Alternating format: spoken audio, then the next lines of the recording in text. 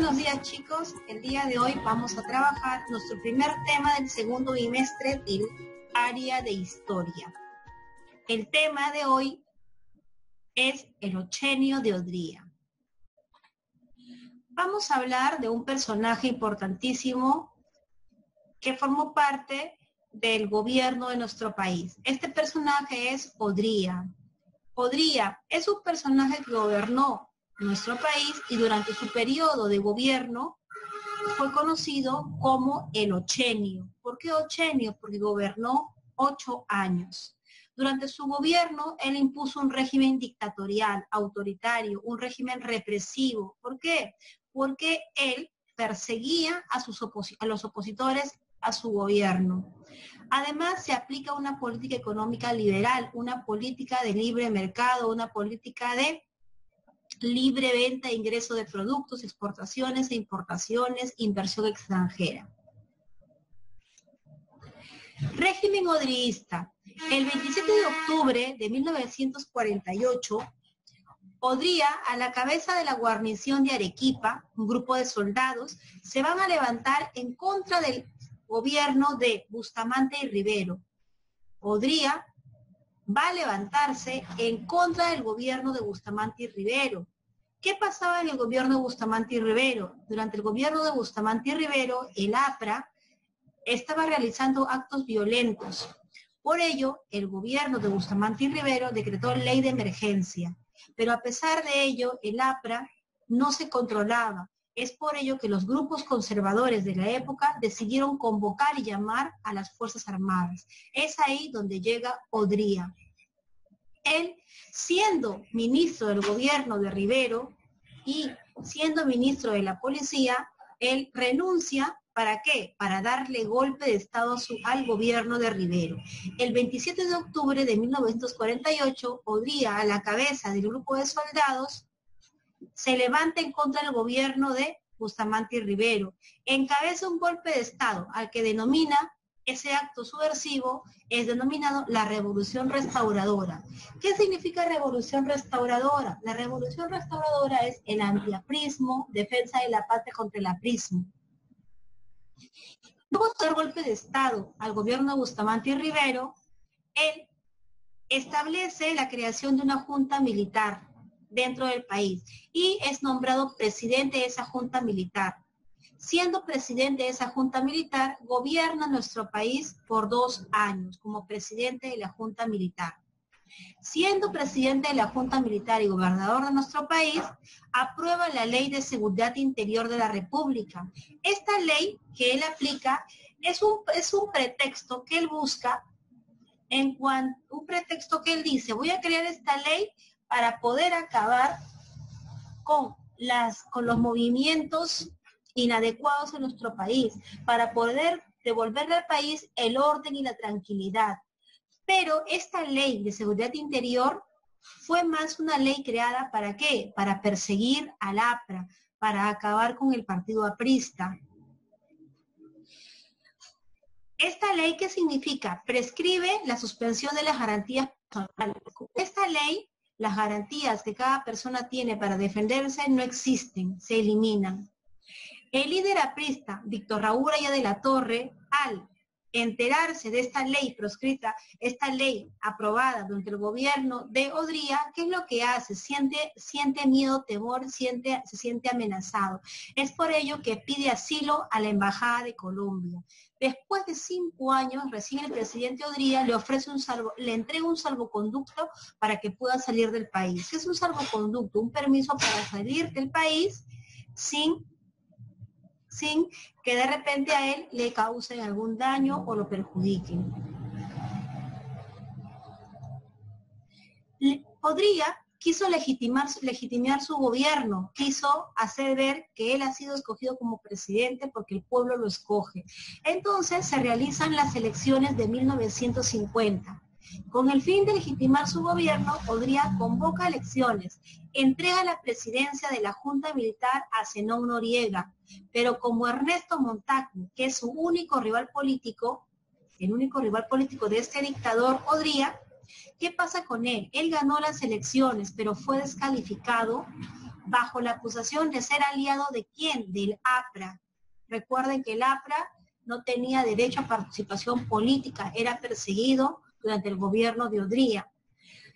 Fue acusado de ser aliado del APRA. Es por ello que le quitaron el cargo de presidente ganador y se lo entregaron a Odría. Odría quedó como el único candidato ganador de las elecciones del año 1950 y gobernó hasta el año 1956. El voto femenino. Algo importantísimo del gobierno de Odría es que durante su gobierno la mujer tuvo derecho a la participación política. ¿Y cómo participó en la vida política? Mediante su voto, y también pudo formar parte del grupo de políticos que quisieran ser escogidos. Entonces, el voto femenino se estableció en el gobierno de Odría. El sufragio femenino en el Perú se consiguió el 17 de septiembre de 1955, durante el gobierno del presidente Manuel Amoretti Odría, quien promulgó la ley número 12391, que permitía a las mujeres mayores de edad y alfabetas el derecho a elegir y a ser elegidas. Por primera vez la mujer tenía derecho a participación en la vida política mediante el voto y también participar para que la escojan a ella. En cuanto a la política económica que manejó Odría, su política económica fue una política liberal. Liberal porque basada en las inversiones extranjeras y las exportaciones. Durante el gobierno de Odría sucede en el mundo un acontecimiento que al Perú le va a favorecer grandemente. ¿Cuál es ese acontecimiento o hecho? La guerra de Corea, el enfrentamiento entre Corea del Norte y Corea del Sur, a la cual interviene Estados Unidos. ¿Qué pasa? Cuando esté la guerra de Corea, el Perú sale favorecido con este conflicto. La economía nacional crece, es favorable. ¿Por qué? Porque las exportaciones empiezan a crecer, a aumentar. Nuestro país empieza a exportar algodón, azúcar, metales, harina de pescado y lana. Empieza a exportar y el precio de las exportaciones crece. Estados Unidos empieza a exportar esos productos y nosotros lo vendemos a un precio elevado y eso genera grandes ingresos económicos para nuestro país.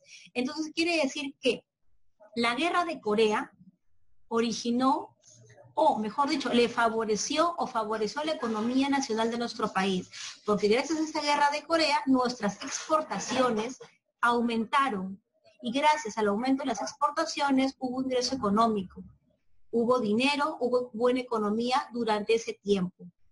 Entonces, en cuanto a la política exterior, se mejoró el comercio exterior y se incrementó la inversión extranjera, originando mayores ingresos para el Estado. Entonces, recuerda, la política económica durante el gobierno de Odría se vio beneficiada gracias a la guerra de Corea. Ella originó que nuestras exportaciones, el precio de nuestras exportaciones aumentara y nuestras exportaciones también tuvieran mayor demanda. Y esto originó que el país tuviera muchos ingresos económicos. En cuanto a la política social, durante el gobierno de Odría, una frase importantísima en su gobierno fue hechos y no palabras. Odría aplicó una política social con el dinero que el Perú tenía de la venta de los productos de las exportaciones. Odría realizó muchas obras. Vamos a ver cuáles son estas obras. En la política social, Odría recuerda que su gobierno fue un gobierno dictatorial y un gobierno populista. ¿Por qué un gobierno populista? Porque él apoyaba o le brindaba beneficios a la gente del pueblo solo con un único objetivo: ganar votos, ganar el apoyo de ellos, nada más. Fue un gobierno dictatorial, ¿por qué? Porque perseguía a sus opositores políticos, sean periodistas, sean políticos, sean gente de prensa, etcétera. Cualquier persona que se opusiera a su gobierno era perseguido, apresado. Por eso su gobierno de Odría es un gobierno dictatorial, autoritario y populista. Ahora, ¿qué obras populistas realizó? La primera, extendió el seguro social para todos los trabajadores. La extensión del seguro social para todos los trabajadores. El pago los domingos, el salario dominical. aumentó el salario del ejército y de la policía, o sea, les aumentó el sueldo. Construyó varios hospitales, pero en especial uno muy importante, el Hospital del Empleado, hoy llamado Edgardo Rebagliati. Esas son algunas de las obras populistas que realizó Odría. También realizó o desarrolló una política asistencial. ¿Cómo es esta política asistencial? Otorgarle beneficios a los migrantes, a los migrantes. ¿Y quiénes eran los migrantes de aquella época? Las personas que migraban del campo a la ciudad, la gente que salía de la sierra para vivir acá en la ciudad. A estos migrantes les ofreció terrenos, para que en esos terrenos pudieran construir sus grupos, sus viviendas, formar grupos habitacionales. Entonces, con esto facilitó el acceso a la propiedad y a los servicios básicos de estos migrantes asentados en las barriadas de Lima. Les otorgó tierras, el Estado le otorgó tierras para que ahí armen sus casitas y puedan vivir. Pero no les entregó títulos de propiedad, solamente les entregó las tierras. ¿Con qué objetivo hizo eso? Con el objetivo de que si esas personas a las cuales estaba apoyando no le eran fiel a él, dándole su voto, entonces él fácilmente les podía quitar ese terreno. ¿De acuerdo? Ahora, asimismo también, ¿no? Esta política asistencial se convirtió en el clientelismo político. ¿Y qué es el clientelismo político? El sistema mediante el cual este líder político, ¿qué es lo que va a hacer? Va a otorgar favores a estas personas, pero ¿a cambio de qué? A cambio del apoyo electoral. Entonces, él aplicó una política asistencial con los migrantes, pero ¿a cambio de qué? A cambio de que el día que se lleven a cabo las elecciones, él tenga esos votos asegurados. Mediante ello, aplicaba esa política asistencial. A eso le llamó clientelismo político. Yo te entrego un beneficio a cambio de que tú seas fiel conmigo y me entregues tu voto. Odría también impulsó el desarrollo de la educación. Él, mediante el censo de 1940, arrojó que había demasiadas cifras de analfabetismo y por ello se preocupó por la educación. Aplicó una política educativa, promulgó el Plan de Desarrollo de la Educación Nacional. ¿Y qué es lo que hizo bajo ese plan?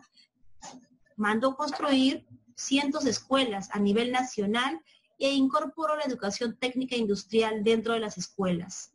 Se construyeron muchas escuelas. En algunas escuelas grandes se instalaron centros o áreas donde se le iba a enseñar algún trabajo técnico a aquellos estudiantes.